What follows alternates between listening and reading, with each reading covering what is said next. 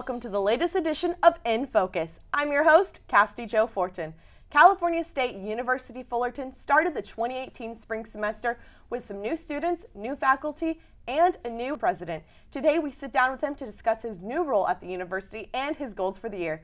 Please welcome California State University Fullerton President, Framroze Virjee. Thanks for being here today. Glad to be here. Yeah, how about we start with you just telling us a little bit about yourself? A little bit about myself. I am an immigrant. I was born in England. My dad was a ship captain, actually, and we sailed around the world. And they actually had to pull the ship into port so that my mom could come ashore so I could be born. So I spent the first 6 years of my life traveling around the world. My dad is from India. He was actually an orphan on the streets of India. So he didn't have any family in India. My mom is a Dust Bowl child from Iowa that came to California to Hermosa Beach. So her family was there, so we ended up moving to Southern California when it was time for me to go to school. Came across from England on the Queen Mary, never realizing that it was going to be in my own backyard for the rest of my life. I went to all public schools all the way through in San Pedro and then in Palos Verdes, then went to UC Santa Barbara for undergraduate school, where I met my wife, the love of my life, and then went to Hastings College of the Law, which is at UC in San Francisco. And then I started practicing law. I'm a little bit of a dinosaur in that I stayed at the same place for a long time, 30 years at a big law firm called O'Melveny & Myers. It's the oldest firm in California, one of the biggest in the nation. Wow. So that's sort of my story. And then you also have a nonprofit organization, right? Yep. Julie and I have a nonprofit, a 501c3 in Rwanda. It's called Yambi Rwanda. It's sort of our passion. We built a preschool, built a library and a community center. We send kids to school, actually bring kids over from Rwanda to the United States to go to college and to go back to serve their country. And our favorite project is, we call it the Egg a Day Project. Everybody in Rwanda is protein deficient, but especially the kids. That interferes with their growth, but also their mental development. But God made this thing called an egg. And so if you hard-boil eggs, they can be easily transported and distributed. So now at our preschool, which is about 200 kids, and at our deaf school, which we have, which is another 150 kids or so, they get an egg every day. And just 2 months ago, or about 6 weeks ago, we actually became chicken farmers so that we can have our own poultry laying farm and distribute our own eggs. Well, that's great. Let's shift into talking a little bit more about being president, what some of your roles and duties are. Well, it's a pretty broad palette, as they say. Everything from dealing with the substantive issues of running the university, the budget, which is a very important issue, making sure that we're financially solvent and looking for additional sources of revenue, to working with the provost on the pedagogical and academic programs. Working collaboratively with the Academic Senate, which is really important. We have terrific faculty here, and I want to work collaboratively and transparently with them. But my most fun part of the job is getting to know students, walking the campus. I spend a lot of time walking the campus and talking to students in different places on the campus, and I almost always ask the same couple of questions. What do you like best about Cal State Fullerton, and what would you change if you could? I get a pretty broad set of answers, and it helps lead me and give me a sense of where we ought to be going and what we ought to be doing. Very nice. And since arriving to the campus, how have people been receiving you? Well, you know, there's this saying that I wasn't familiar with before I got here, which is the Titan family. There is no question that there is a strong Titan family, and it's in every corner of the campus. So I'm an old athlete at heart. I played water polo in college. And so I gravitated to the athletics when I first got here. So I've been to lots of baseball games and lots of basketball games, and I'm planning to go to a lot of different games.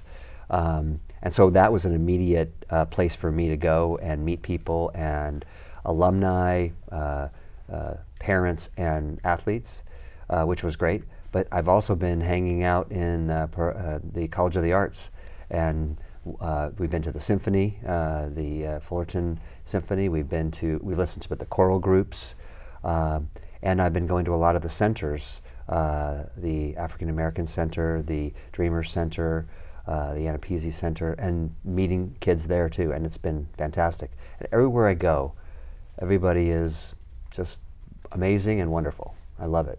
That's great. So you mentioned going around all these different places. You've mentioned asking students what their thoughts are in CSUF and what they'd like to see change. I'm curious what your goals are for CSUF. Well, I would be presumptuous if I would tell you after just almost 2 months, I guess 2 months right now that I've been here, that I have answers for where we ought to go and what we ought to do. Mm-hmm.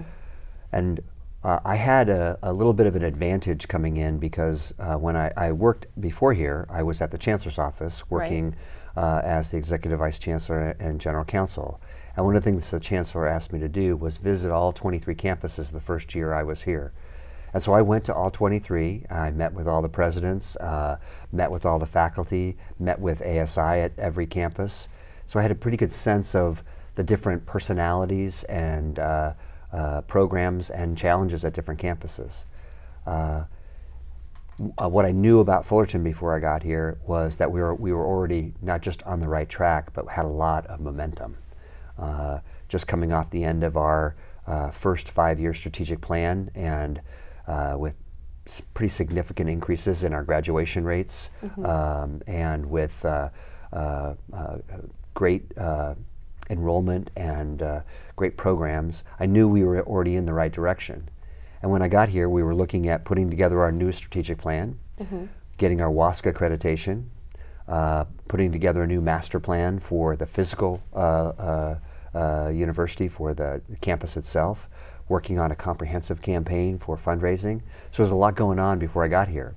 So my goals, first and foremost, are to keep the momentum going. Mm-hmm. I like to say I want to put my oar in the water with everybody else and move us forward maybe a little faster, mm-hmm. maybe a little more efficiently. I have some specific things that I'd like to look at. I'm really interested in doing something with the library, mm-hmm. getting those 4th and 5th floors open. You know, we have 40,000 plus students and about 1,500 or 1,600 seats in the library. We've got to get that open. It's been closed for too long. Mm-hmm. We need to find places for students to study and collaborate and work. So I'm very interested in that. I'd like to get Titan Hall open as well. Again, we've got a space. We are space constrained, and we have a space just waiting for us to move in, and we're working with the fire marshal to work on that. So there's some of the sort of tangible things I'd like to do. Right. On the intangible side, I'm really interested in building bridges among our diverse groups on campus. There is no question that we have a diverse campus. Mm-hmm. And there's no question in my mind, in being here for 2 months now, that we have lots of places and spaces for our diverse communities to live and inhabit and feel good about being at Fullerton. I'd like to see more bridges between and among those communities so that we develop a real sense of who we are. I'm a great believer in diversity and inclusion, and that it makes you stronger, but it's only going to make you stronger if you leverage it, mm-hmm. to learn from others, become multicultural in everything that we do, and gain from that diversity. So I want to build those bridges. Very nice. And I'm curious, being new, how do you feel about the shoes that you kind of have to fill? Well, I don't think I ever really contemplated with any seriousness becoming a university president before I got the call from Chancellor White. I'd looked at that job lots of times because I talked to the presidents, all 23, all the time. I was sort of their counselor or consigliere because they could have confidential communications with me as their lawyer. So I always said, that looks like a great job, but I never really dreamed that that would be something I would do. So when the Chancellor called me and asked me if I'd like to do this, I've told a lot of people I just about jumped out of my skin. I was so excited about it. It is a big job, yes, because this is a big enterprise. But it is, what drew me to it was the chance to work directly on campus with students, with faculty, with staff, to enhance education, move students to graduation without sacrificing quality, increasing access. And so I'm excited about that. I love the opportunity that we have here. Very nice. Were you hesitant at first? Did you jump at the opportunity? I will tell you, I was not too hesitant. Okay. I loved being general counsel and executive vice chancellor. I loved being counsel to the board. And I felt, I left private practice and became general counsel and executive vice chancellor because I wanted to find more purpose with what I was doing. I've been a courtroom lawyer and a litigator for Fortune 500 companies for years, and it was great. It was interesting. It was exciting. It was heady. It was a challenge. I love battle, and being a lawyer in the courtroom is battle, but it wasn't very missional. And I had taught at Chapman. I taught law school, and I taught at Claremont Graduate School. I taught labor and employment law at Claremont Graduate School for a number of years. So I knew I really loved education, and I'd always represented K-12 public institutions, school boards, and I really felt I was doing something important when I did that work. So I came to the CSU because I wanted to have something that I was passionate about and missional about. And it was great being in Long Beach with the chancellor's office, but there were no kids, there were no students. So I didn't hesitate at all, but I did have to talk to Julie. Of course. We've been in the same community for 30 years, more than 30 years. Our church is there, our family is there, our friends, our social network. And that was, we weren't sure how that was going to be. But the chancellor, when he offered me the position, he said, look, you can commute. You can go back and forth to PV every day. And I said, no, I'm not interested in that. If I'm going to come to Fullerton, I want to be completely immersed in Fullerton, in the Fullerton way, in the Fullerton family. And so I said, we'll do it after talking to Julie. Of course. But we'll only do it if we can move down there and become part of the community and really understand the community and have them accept us, hopefully, and be full participants in the community. Well, that's really great. And is there anything in particular you'd like to say to the campus community? First, I would say thank you.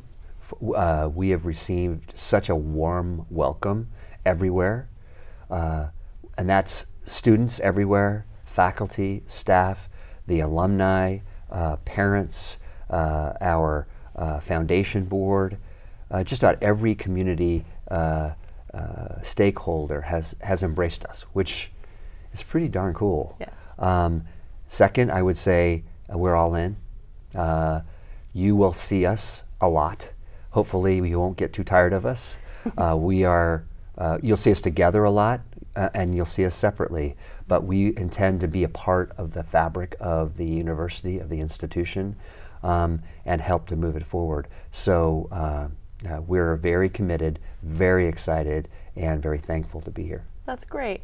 And I'm curious, why do you think it's important to seek a higher education? Oh my goodness.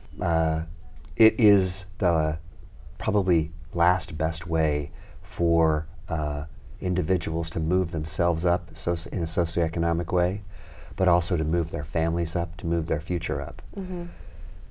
So we spend a lot of time focusing on making sure that our students are marketable for jobs when they graduate, and that's extremely important, as it should be. More than 60% of our students here at Cal State Fullerton are first in their family to go to college. And so it will make a huge socioeconomic difference for them in their lives and in the lives of their families. But it's more than that. Most of our kids, most of our students are here because their parents sacrificed. As I said, 60 to 65% of our kids are first in their family to go to college. That means mom, dad, grandma, grandpa, aunts and uncles didn't go to college. What they did was work hard so that our students could be here. Now, many of our students work hard outside of school so that they can support themselves, but without the support of their families, they wouldn't have got here. So it's important in raising up their current families I go to graduations and I watch a student graduate and I hear their older brother or older sister saying, well, if they can go to college, I can go to college. Or mom and dad saying, if they can go to college, I can go to college. And then I see them come back. And that is an amazing thing. But for me, the most important part about education is what it does for us as a society, for post-secondary education. This is the place that quilts us together as a society for California and for the nation. We have a social compact with each other. That's what our common values are. That's what our laws are. That's what our social mores are. And we work as a society because we share those common values. But the only place that we can develop those values is when we're in a place together. I believe that a large function, an important function of this university is to create that common sense of value. Social justice, equality, diversity, inclusion, economic mobility, economic success, a belief in freedom, a belief in the First Amendment. And if we create those common values for all of us here, then when we go out, when we graduate, and hopefully we all graduate, we go out and into society 5 years, 10 years, 15 years from now, those will be the social norms, those will be the social constructs and the social compact that we live with, and we'll have a great state and a great nation. Very nice. You mentioned coming in at a time where you have to work on the budget, and I'm sure that's something where you have to make some tough decisions. On the flip side, students do worry about tuition increases and that sort of thing. So what can you kind of say about working on a budget?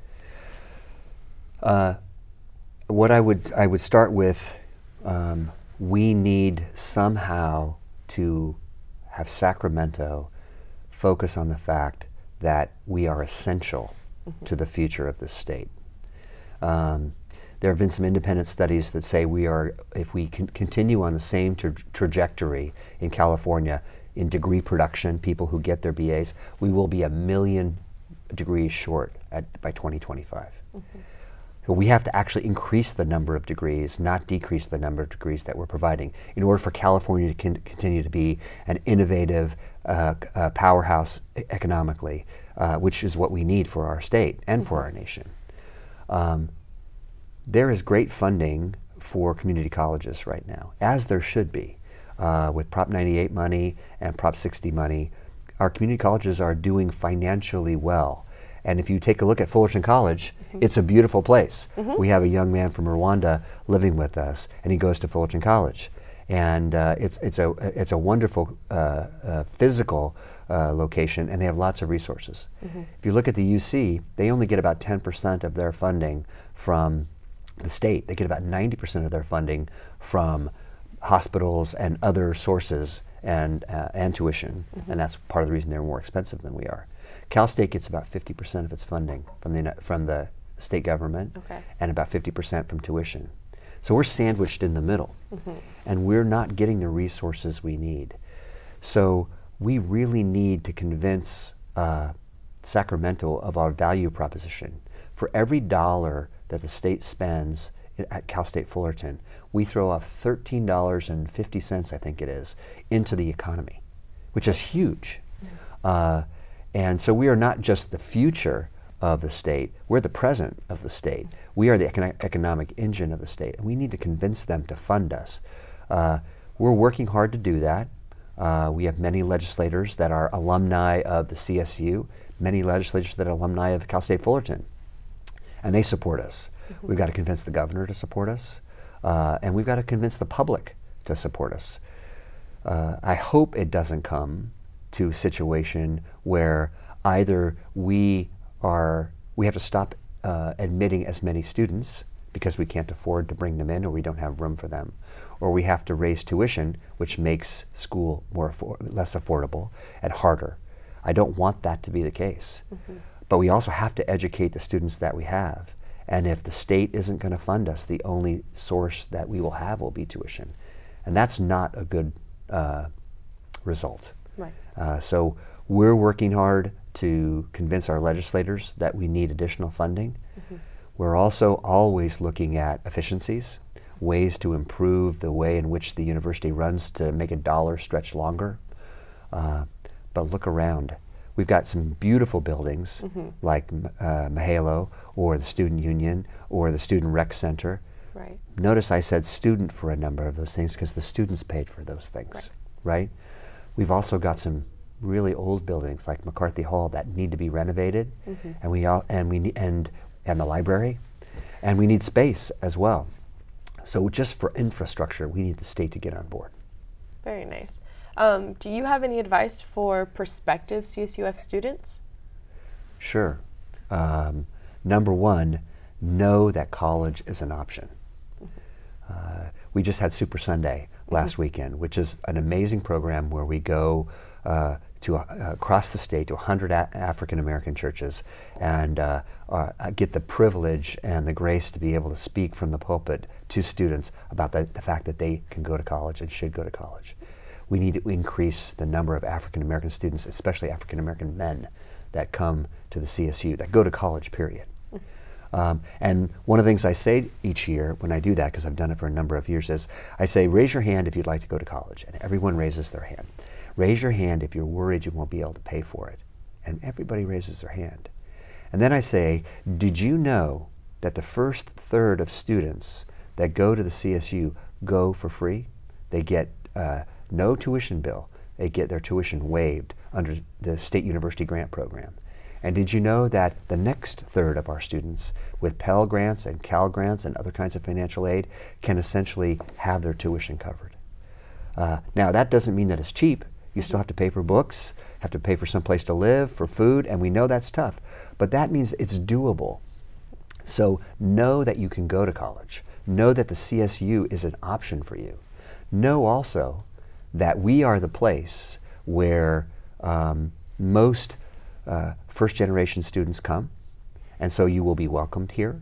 You will not feel different or alone. You will have a support network. Know that we are dedicated to your success with the graduation initiative and all the co-curricular activities that we have and the high-impact practices like counseling and tutoring, and that we are driven for your success.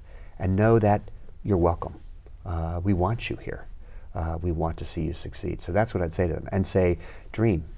But start now, pray about it, plan about it, and move to progress so that you actually will apply and get here. That's very well put. And then is there anything else you'd like to add?